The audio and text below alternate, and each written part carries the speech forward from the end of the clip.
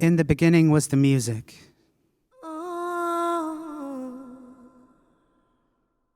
Sir Leonard Woolley discovered the instrument in a big archaeological dig in the 20s and 30s in Iraq, which was ancient Mesopotamia. The lyre of Ur was exhumed from a suicide burial pit. It was the courtiers of Queen Puabi, and I think there were about 75 or so of them. And they went into this ceremonial tomb that had been made especially, and they went down there with oxen and beautiful bowls, and they were all dressed beautifully with lovely jewelry and things like this. And they all filed in there, and then apparently they drank something, and then they all passed over to the afterlife with Queen Puabi.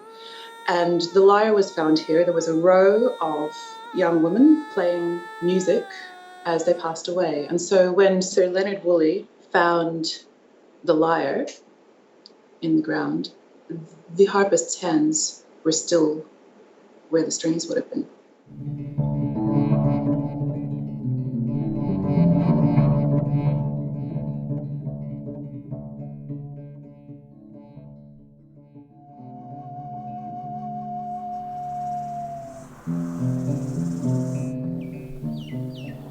I'm 75 years old, and I studied the history and the archaeology of Mesopotamia for many years, since I was 18.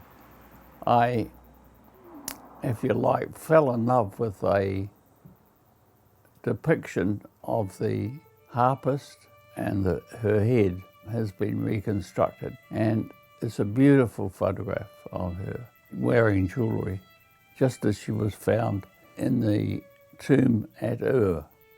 They found in the tomb several lyres or harps. They're the first stringed instruments in the world. They found 5 of them in there, small ones and large ones. But the bull's head lyre was the most valuable because it had a solid gold bull's head. The lyre was the main attraction in the Baghdad Museum, and that's the original that Woolley had found.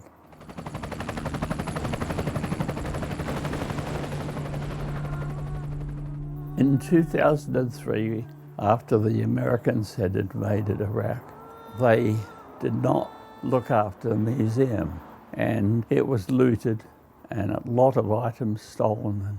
The original lyre that Woolley had found, that was destroyed for the gold.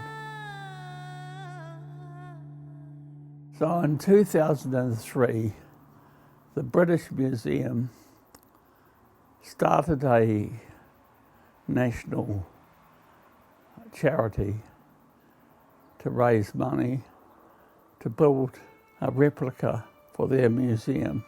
But they had lots of funding. The lyre at the British Museum is worth over $1 million. We were sitting around with Jackie's father, who was 95, and I talked about the tomb. John had shown me from a history book a photograph of an ancient lyre. And I said, one of my dreams has been to build a replica of the lyre because it was destroyed. He had the intention of actually constructing one, which I could barely believe. And he said, well, when are you going to do that? And I said, I'll start tomorrow. Who would have thought of building a lyre? I had a block of Rimu, which had come out of an old building, hundreds of years old, or 1,000 years old probably. There was a cube of hard wood, and somewhere within it was a bull's head that John could see, and all that we were looking at was a cube of wood. It was very hard material, very hard, and it was hard to work, but it turned out so well. From that moment onwards, I was determined to cover photographically the operation. I worked on it continuously for 9 months, just on constructing the lyre. It was a most interesting experience. Building it was really fun. When I first heard about the lyre that John Knotts had made, I was very fascinated. I walked past the incubator and they invited me in for a cup of tea. The incubator is a grassroots arts collective at the historic village. I showed them the photographs and explained that I'd just been down to the rock shop to have the Panamu cut. John asked if they could help realise a performance for the lyre that he'd spent so long constructing. I thought, instead of a museum, this should be played and used and seen. So I said to the incubator trust, I will gift it to you. And since then, the project has grown and grown. I was contacted about playing the lyre from a couple of people, and I was a bit iffy about it, in fact, but something about it just kept pulling me. So eventually, one time when I came to New Zealand, I went up to Tauranga and I had a look at the lyre, and I met John and Polly when I visited the incubator, and I just loved the vibe. The instruments I normally play are the harp. So this is my Lyre harp. I also have a big harp and some little ones, and that's a piano. The incubator has organised the concert under Natalia's direction. Normally I get frustrated with lyres because they only have 9 strings. But I accepted the challenge of limitation, and so I've just been practicing on just this amount of strings here. And yeah, it's interesting.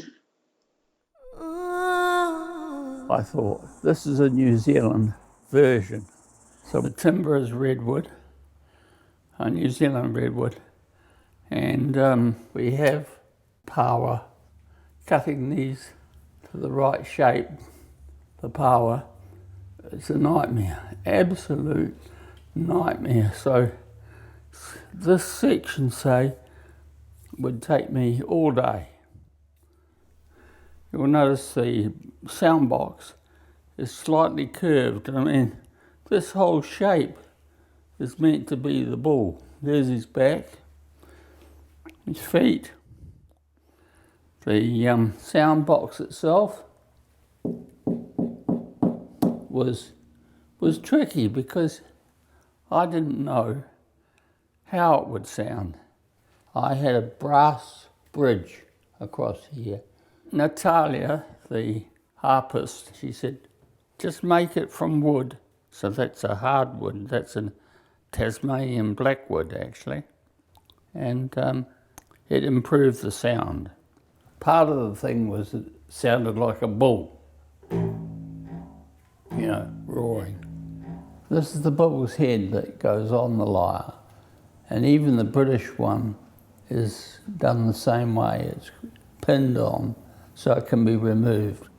So getting all of this right and equal, the line down here, everything was a major job. The beard is all Panamu. They've taken that off for the gilding. Well, words can't really express my admiration for it, both from a point of view of visualising it in the first instance, getting it into a form, and then actually constructing it, all without any plans. When we'd made this bar at the top and we had it sitting up there, I put one string on, and so we tuned it up, and that was the first time we'd heard the sound box and its quality. The sound box was great, and so here he is, he's 95 years old, and he was sitting there and plucking the one string, but it was so beautiful. I think that was a moment in its construction. It really is a spectacular object? I think it's beautiful. It's a piece of art as well as being a musical instrument. He'd just finished the Lyre, he was in reasonable health, he was still coming out to events, but in the last 6 months his health has definitely declined. I've been a yachtsman all my life. I had built a 62-foot ketch and chartered it in the Pacific for 5 years. Most of the time I was very fit. Suddenly I had a heart attack, and now sitting here I have heart failure and have not got. My next heart attack will be the end.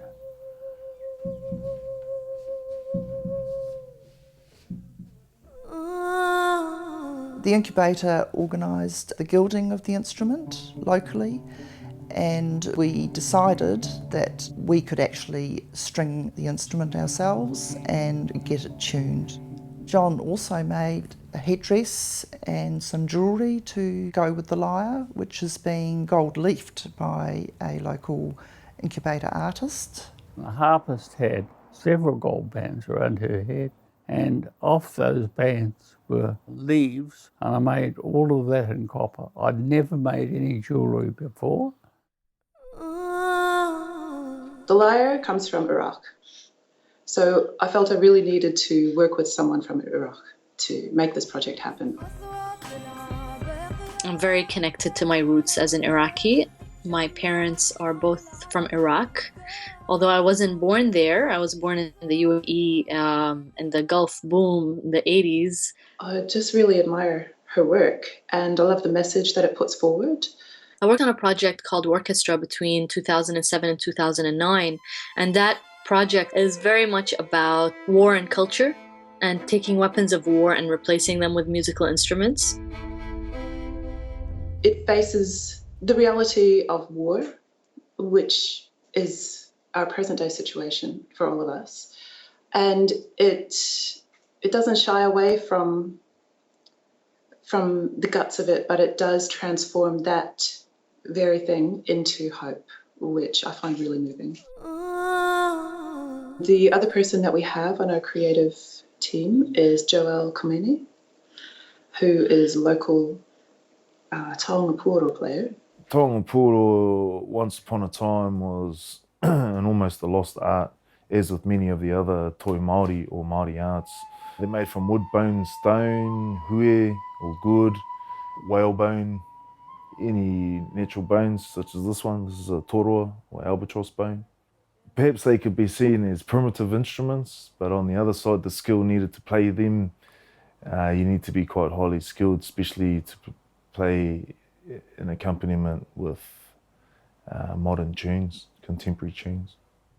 One of my main fascinations with the lyre is its arcane nature, which means we will never know how it sounded when it was first played.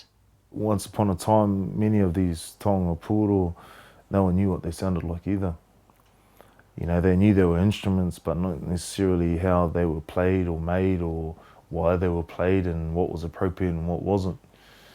So to some extent I can connect with that. How many lyres are there in the world? Probably about 4 or 5 that are actually playable. There's lots of replicas of the lyre, but not many are playable. I feel like Mesopotamian or Sumerian history belongs to the whole world, really. And a lot of the times I feel the same way about indigenous cultural heritage as well, that we should know and respect where everybody has come from and what they've contributed on a cultural level. Sundus, Natalia and myself, we've all been Skyping, 3-way Skypes, and we've identified some common themes about the history of the lyre and sort of where we're trying to take it now, bringing it back to life by actually performing with it. The harp, or the lyre, is a symbol throughout time of peace. and the tones of the instrument are healing. These lands that are so conflicted, and if you want to use that word, but it's beyond that. It's about the diversity within each country, within each people, that really inspires me, and that I try to shed light on as an Arab in the West. We decided that we really wanted this to be a project that talked about war and that talked about peace. Being Indigenous from our individual countries, I think we've all experienced a part of that war and peace. A friend of mine, the poet Elaine Kabalan, she said to me, it's as if the lyre has come from its place where it wasn't able to sing, and it's come to a new place where it is able to sing. And so I see that as our job is to ask, what songs does this lyre want to sing? It is a really strange process not having the instrument to work with, and quite an unusual situation to be in. Also, I am only going to be sitting with the lyre for one day before the performance. Natalia is arriving on the Thursday night.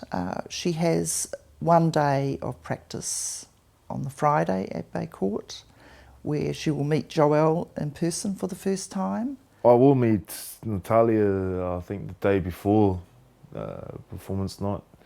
We'll have that evening for face-to-face rehearsal, and the Saturday day during the day also.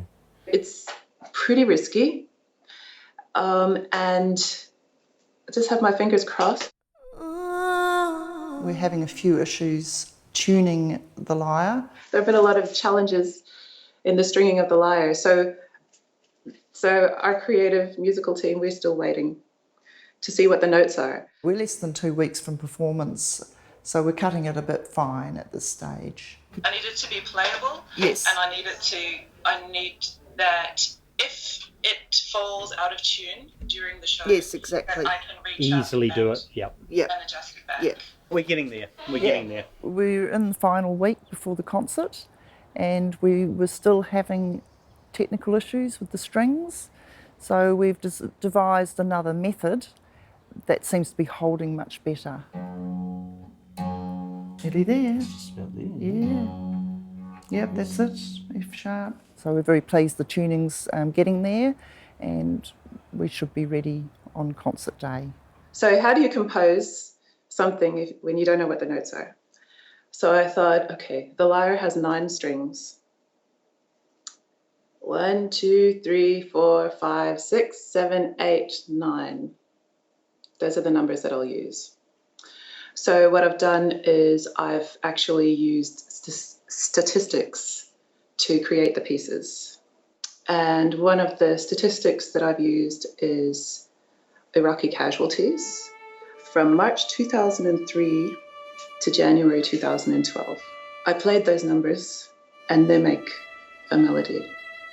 And that will be one of the pieces. It's pretty hardcore, but you know, the story of this lyre is that it came from death. It came from a burial pit. And in that burial pit, those people that went in there ceremonially believed that they were going somewhere else. Where were they going? The second piece that we took from numbers, it's the 7 sisters of Matariki. And these are stars. This is the constellation Pleiades. And there are 9 stars in Pleiades, and 7 of those are named as Maori goddesses. And they gave us things like agriculture. They gifted things from the sky. All over the world, in indigenous cultures, these stories correspond. And these gods always go back to Pleiades. So what I did was I looked up the star coordinates of Pleiades. I'll be playing those star coordinates on loop, and Joelle will play the stories of the goddesses. Natalia has been amazing at taking the idea really far and wide into the solar system. We have a series of selected images by Sundus, and her work is multimedia, so she has soundtracks that go with some of her works. So we'll be going between live music and then through some of her soundtracks back to live, and this kind of thing. Me, as a maker of instruments, the fruition of it all is hearing the instrument being played. And that's what's going to happen on the night. The Lyre of was of great interest to John Knotts from a very early age. He spent 2.5 years making this instrument.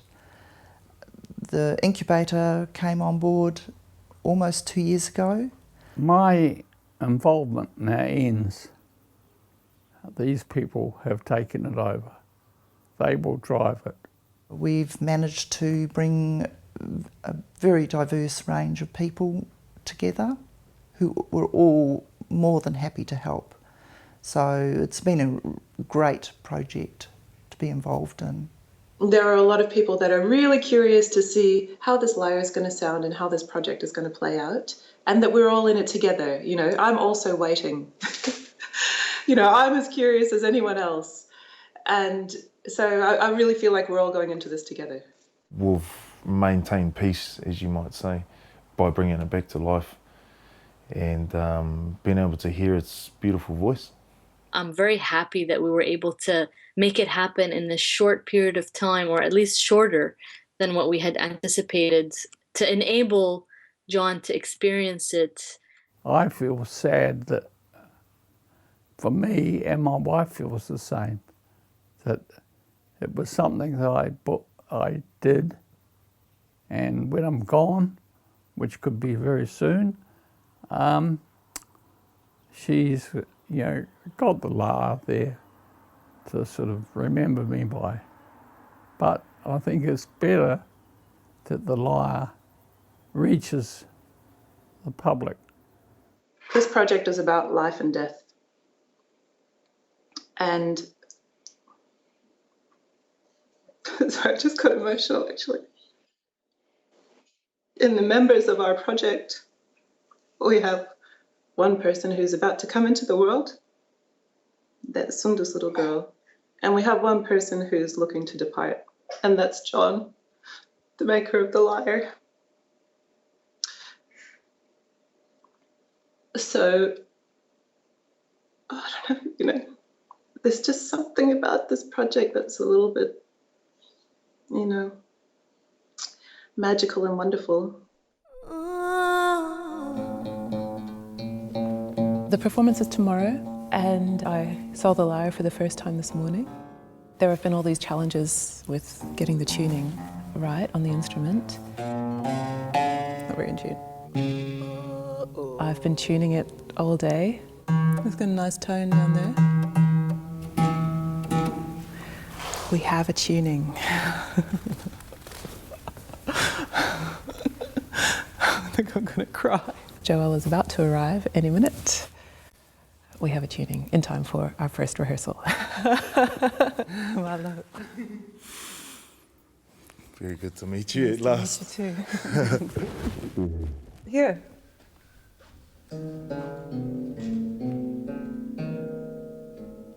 When I first played him today and the strings were a lot looser, I was amazed at how much energy he had, and really jovial energy. I mean, that's not what I expected, I have to say. He just wants to play country, blues, and reggae. It's just after 6 o'clock. Show starts at 6:30. We've been rehearsing most of today and the evening last night. So many people putting so much love, so much creativity into this, and I think it shows. That performance that we're making is so supported on all sides by everyone. So we just had our run through. Felt great. Sundus was there and she was happy. This is the star piece. Okay. Yeah. I mean, I wish I could come through the screen and just... I know. Here's Joelle. Wow! Hello. How's it going? All right, we're there. Oh, we're there, man. It's so good to see it come together. Okay, so we made some changes. In rehearsal, when we played Casualties, it just didn't really feel right. Mr. Bull has a very live personality, and when I was playing Casualties, I just couldn't make it work, and I felt cold, you know? So I figured he didn't want to play it. So we ditched it. We cut it from the program and we decided to do an improvisation instead. And it worked perfectly. It sort of guided us on another journey, and it's provided two other pieces which we're going to perform tonight. A Day in the Life is the first image, and I realised that the pieces that I was inspired to play by Mr. Bull this morning actually illustrate a day in the life of a bull. And the first one is kind of like eating grass, and the second one is this chase scene. Yeah? And the first one's called Bully for You, and the second one is called The Horn. Overwhelming that all of this effort's gone into this special project and that I'm a part of bringing it to life.